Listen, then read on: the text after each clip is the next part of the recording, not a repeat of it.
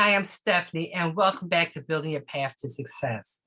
Today, I'm going to focus on the high school class of 2023 and how you can get the most out of your summer. So you're finishing up your junior year and you're looking forward to the summer, but there's more to that. On this channel, I focus on sharing a lot of information with both high school and college students so that they can build a meaningful resume and I share information on internships, REUs, conferences, and basically how to put yourself in a better position so that you can work towards your individual career goal. Now, if you like this type of information, please remember to give me that thumbs up, like, subscribe, share, ring that notification bell so that you can be notified as soon as I put out another video. So let's jump right into this. You're a junior, you're getting ready, the school year's coming to a close, you're getting ready for the summer. I get it, summers are great, you look forward to that. But what can you do this summer if you have not already done this? Because some of you have already done all the things I'm going to talk about, but the majority of you are moving a little bit slower. In high school, we think there's a lot of time and I'll get to it one day. So this is really especially for those who plan on going to college. When I talk about college, I'm talking about colleges and trade schools. Now, I know there are other options. Those are other videos. Here, we're talking today about colleges, meaning colleges and trade schools. This is a journey, and it's not a journey of I. This is a journey of you and your team. And we don't think of things in terms of teams, but I want you to start shifting and thinking of in terms of a team. And everyone's team is different. And you're going to be thinking about, who could be on my team? Now, your team could be called Preparing for College Team or College Here I Come Team. But as your team, you can make up the name. The person in charge of that team, guiding the team, is the student. Now, everyone else on that team are going to have good input, and the student should be able to take suggestions, but the student is going to be the first person as part of that team. Other suggestions, and your team is going to look different. Some people have a bigger team than others. Your parent or guardian. They're going to be the ones there with you. I know some people may say, well, I don't really have a parent. I'm in a group home. Your team is going to look a little different. Teachers. Doesn't mean all your teachers. You may have one or two teachers who are really in your corner, you feel comfortable with. Mentor. You may have a mentor outside of school, in school. It could be a coach. That mentor could be a teacher. So it could be a mentor on that team. Family members and friends, and of course, your school counselor. Yes, I'm a school counselor, and I'm always going to advocate. I know everyone says different things, but your school counselor is a part of that team. And again, everyone's team is going to look different. Now, what's the purpose of the team? Is the team there because you say, well, I'm doing all the work. I'm the student. You're absolutely right. You are going to be the one guiding, doing most of the work. However, the team is your unofficial group of cheerleaders. We all get down. They're going to help keep you going. They're going to give you encouraging words. You may be disappointed along the way. They're there to support you. They're also there to help you to go on college tours. Maybe your parents can't go one day. Maybe your mentor can take you a different day. So they may be there to take you on college tours. Some may be there, I can't go anywhere, but I can help you to proofread your essay. That's another part of the team. They can help you apply for colleges. Yes, you may be doing the work, and people are saying, well, wait a second, aren't they getting ready for college? They can do this on their own? No, I'm going to be the one to say it. People with a lot of money are paying people to do this. So just because students don't have a lot of money doesn't mean we just throw them to the wolves. They can help you apply. They can proofread your application. Sometimes it's just the security of having someone there with you along the way. There's nothing wrong with that. Don't let people tell you otherwise. Some people can help you with just your scholarship search. I always tell everybody, let everyone know you're looking for scholarships. Maybe somebody's job has a scholarship. Maybe your place of worship has a scholarship. Maybe community centers and they're looking, or maybe it's the Target, the Dunkin' Donuts, wherever. Everyone on your team should keep their eyes and ears open for scholarships. You may be the one applying, however, they're the ones helping you find the ones so you can see if there's one that you should be applying to. They can help you with, they can talk to you, can sounding board about your letters of recommendations and who you should be asking. And you may have someone say, you know what, I work all day in corporate America and I work in HR. What my contribution is, I can help you to tweak your resume. This is all a part of the team. In the resume, you've done the work to put on a resume, but maybe they can help the resume, help it be elevated to another level. So those are some of the things your team is going to help you with. So during the summer, you should be thinking about who is going to be on your team. This summer, you should also, if you have not already done this, research your colleges. You want to start off in September, whenever you go back to school in the fall, August, September, knowing this is my team, these are the schools I'm interested in. So you're going to research your colleges. Some call this looking for the right fit. Some of the things that you're going to be thinking about, again, everyone's not going to think about all these same things, but think about first, what do you bring to the table? What is your grade point average? Have you taken the SATs or ACTs? Some schools may not want them. Some may say, but if you have it, you can qualify for other scholarships. But have you taken them? And if so, what are your scores? Based on your scores, you may say, I'm not going to even let anyone know I took that. Or you may say, you know what, they're really good. This is going to help me. Because some schools are test optional. We talked about the resume. If you have a resume, make sure everything is current on that resume. Update if you did anything in your junior year that you did not put on there yet. Are you in the National Honor Society? Put all those things on there. You're volunteering. Have you volunteered? Think about that as well. Not only is it on your resume, but think about that because some scholarships are based on volunteering.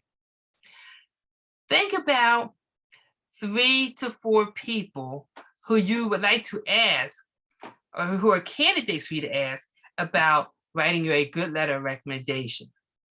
At least 2 of those teachers should be from your 11th grade teachers who you had in 11th grade. 1 or 2 others should be a coach or an employer or a club activities or activity sponsor, someone who really knows you. Or all 3 may be from teachers, and you may have a 4th one from someone else. Think about all of those things.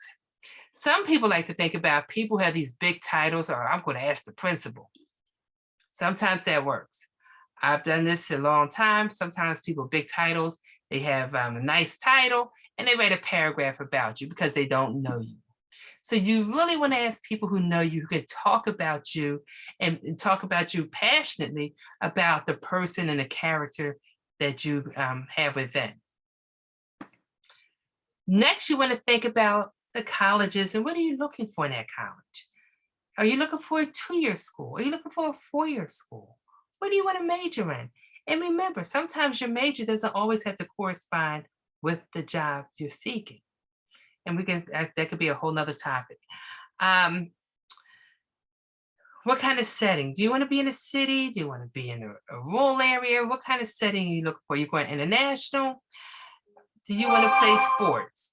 You're looking for a school that has certain sports. And if so, you're looking for Division 1, 2, or 3. And keep in mind, if you're playing sports, is the school part of the NCAA or is it part of the NAIA? Those kind of things you need to think about. Academic supports, tutoring, special services. Do you have an IEP or a 504 plan? What is the disability office like? Do you want to live on campus or do you want to commute? Are you looking for a classroom with a lot of students in it, a couple of hundred? Or are you looking for a classroom with 40 students, 50 students in it? How do you, what are you looking for? This is what it's about. And do you have any particular interests? And last but not least, finances. I want you to think about all these things. And each one of these things I can actually talk more about, but this is just an overview so that you can know as you're looking and researching those schools. Sounds like a lot. However, if your school uses a system such as Naviance, There is one activity in Naviance for 11th graders. They'll ask you all the questions basically that I just talked about, and they will give you a list of schools in a particular state or region that fit all the qualifications that we just spoke of. And it doesn't take much time at all. Okay, so you have a whole summer to generate your list. I say, in general, I like to say, keep it to 10 schools. But I know a lot of students, they go more, 15 schools, that's fine. But once you get your core group of schools, that 10 or 15 schools, you're going to actually start to dive deeper for information for those schools. Now, keep in mind, we're going to talk about trying to narrow it down to categories, schools that you're reaching for. You should have about 2. Those are schools that maybe the GPA is a little bit higher, or they're looking for something that you're not really bringing to the table, but you kind of are. Those are going to be 2 schools. You're going to find 2 schools that you're reaching for. You're going to find about 4 target schools, that you are right there, and you have a good chance of getting in. Nothing's a guarantee, but those are going to be your target schools. And then you're going to have at least 2 schools that you're most likely will be accepted to. And that gives you a good range of schools to start working with. If you have that list of schools by September, you are already right where you're supposed to be. So when you return to school in September, it should take some of the pressure off of you. So when you return to school in September, you should have your updated resume. You should already know your roster. You say, well, why do I need that? Some schools will ask you to type in what your roster is, or either to upload a copy of your roster so they can see the classes or courses for the fall. The list of schools that you're interested in, we just spoke about that. If you want to play a sport, is it going to be Division I or Division II or III? And your basic senior essay. You say, well, wait a second. Some schools say, don't write your essay till you come here. I'm going to say different. Have a basic essay. Now, you could go on to, you can get an essay prompt from the Common Application if you don't have one. Some people need to tell a story. Maybe they had a dip in their grades one particular year, but you can always use the Common Application to get an essay prompt.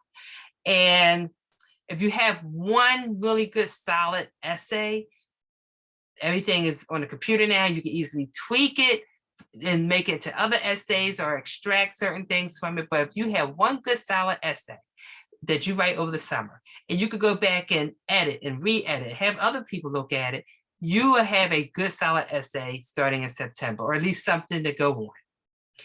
You want to register for the SATs and or ACTs for the fall. Make sure, part of your research, you're going to see if schools are needing that information. Now, to help you organize, you're going to want to make an Excel sheet. And I suggest that you make an Excel sheet, especially if you're applying for schools at different states. So you want to have the name of the school. Maybe you separate the schools by state. And you want to make sure you have things on there, such as, when does the application open in the fall? Some schools open their application September 1st. And, so they each have a different date. Some may have started during the summer. What is the last day to apply? Because you don't want your information to get there late either. What is the application fee? You want to have all this. You want to be able to look at the school and know this information going across. What's the fee? Some people get a fee waiver, some won't get a fee waiver. So you want to kind of know, what kind of fee waivers do they accept? Are they requesting a college entrance exam? If so, which one or both? And you can put that on there. Or is it test optional? You want to have this Excel sheet so you have a quick look, a quick guide for the schools you're interested in. And what will your major be at that school? Your major may be something different at different schools. It may be kind of the same, but it could be slightly different. Is that particular school looking for a particular GPA? Do they request a certain number of recommendations? After you do that, I want you to also look at that school and find 2 activities that you would be interested in joining and list those as well. Does the school offer grants and or scholarships? And if so, do you have to apply separately for those, or Does the admissions office automatically consider all students for those scholarships with the application? Those are all things that you should be doing this summer. It will make for a lot smoother transition when you hit the fall of your senior year. It also will allow you to be ahead of the curve.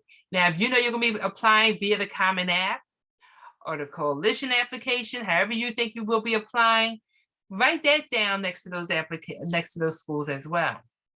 If you're applying on the HBCU Common application, mark that. But you need to go into school in the fall knowing which schools you're interested in. Some cases, you may be able to apply to some of your schools before school even starts in the fall. I know I'm in the Philadelphia area, and there are schools that are going to be having application days for the juniors before the summer is midway over. So good luck to everyone. If you have any particular questions, please let me know. Please remember to give me a thumbs up, like, subscribe, and this is definitely going to make your transition to senior year a lot easier. Get that team together and have that team help you. Good luck, take care, and be safe out there.